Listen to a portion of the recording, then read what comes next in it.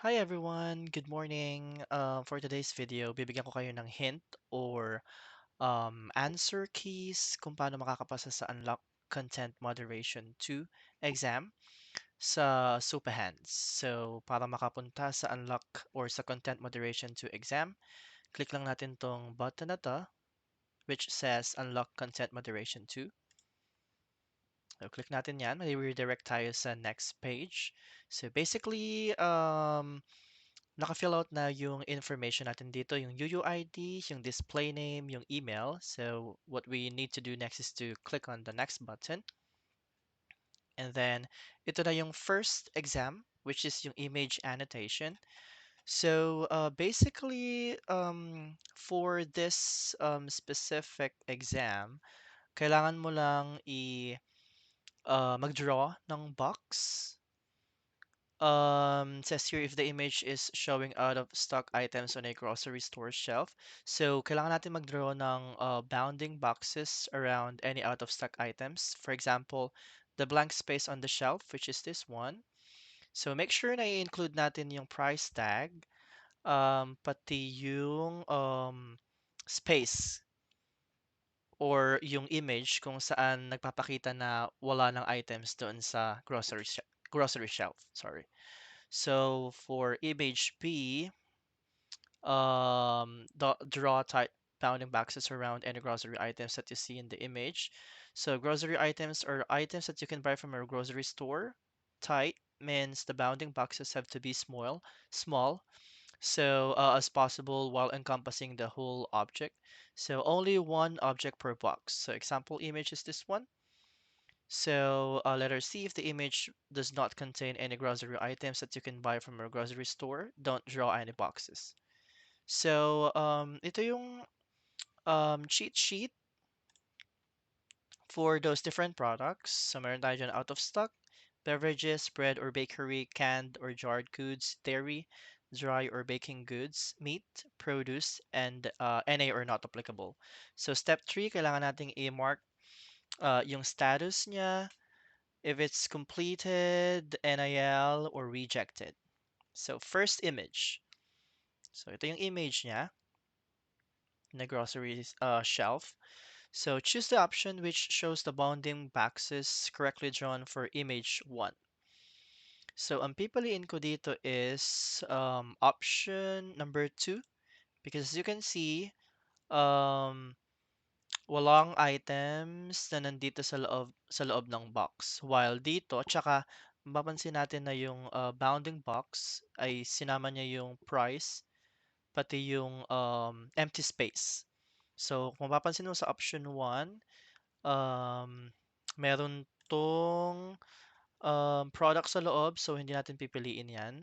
At saka kulang yung bounding square or bounding space na hinighlight niya. So sa option 3 naman, hindi din dahil merong laman yung nasa loob ng box at saka hindi niya in-include yung price. So for option 4, mali din to kasi hindi niya in-include yung price. So for the correct tag for image 1, that would be canned or jarred goods and choose the correct status for image 1, that will be completed. So for image 2, those are the fruits. So for this one, ang pipiliin natin dito is option 1. Okay, and then choose the correct tag for image 2. That will be produce, and that will be completed. So for image 3, it's like an image of a different gifts. So for this one, hindi naman natin siya makikita sa grocery. So, ang i-choose lang natin dyan is option 4. Hindi natin kailangan mag-draw ng boxes and then choose the correct tag for image 3. That would be NA. And the status for image 3 is NIL. So for image 4, it's a Coca-Cola can. So makikita natin siya sa grocery. Pipiliin natin dyan is option 3 kasi naka-bound yung box niya sa whole Coca-Cola can. Kasi kung papansin natin sa ibang um, Images, ito, meron tayong nakitang spaces pa na excess. Dito naman, lumitaw yung nasa taas tsaka hindi siya pulido sa baba. So option 3 tayo. Then that would be under beverages. Then for the status, that would be completed. So click natin yung next. So section 2 of 8. So kailangan daw good image quality, not blurry. Orientation must be correct way around. Must contain an image of a person, chest and above. Person must be in the center of the image. Image must not contain a watermark logo. So for this one, so approve. And then for image 2, so hindi chest and above, hindi din siya naka-center, so reject natin yan. And then for this one, meron siyang mga watermark, so reject. Then click next.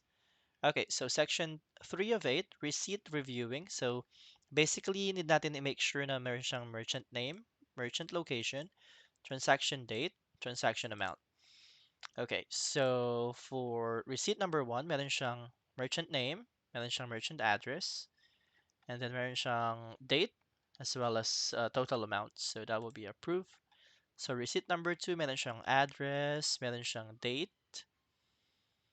Okay, this one. And then meron siyang total amount. However, wala siyang um, merchant name. So that will be reject.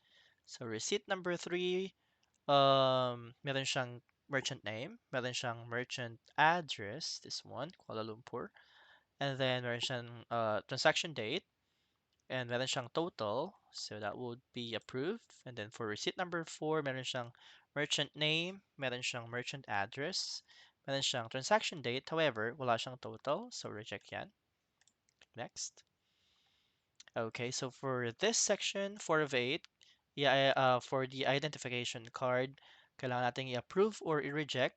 So sabi dito, kailangan daw, ang ina-accept lang is above 45 years old. So dito, and babasahin natin yung birth date niya in this format. So for example, 610408, so that would be April 8, 1961. So dito, that would be February 1st, 1976. So that's 45 years old. So i-reject natin siya kasi kailangan above 45. And then ito naman is 1955. So that would be 66 years old. So i-approve natin siya. Dito naman is 1981.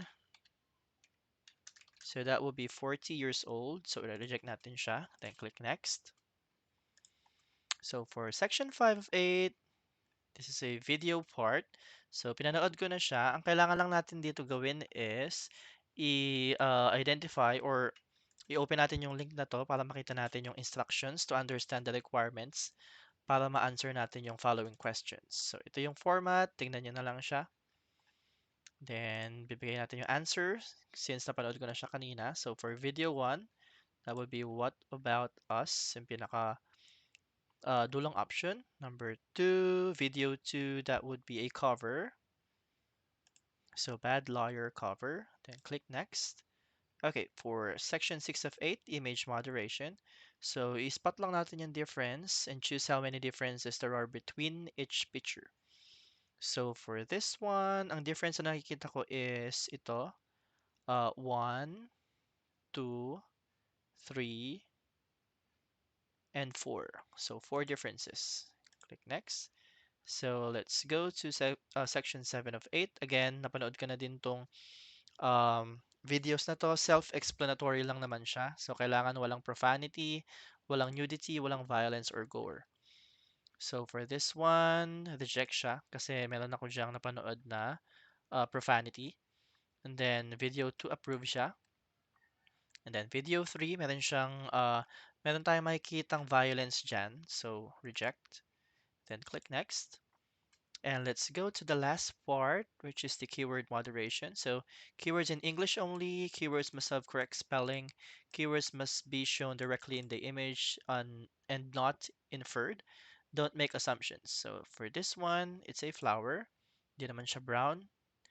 May petal siya pero mali yung spelling.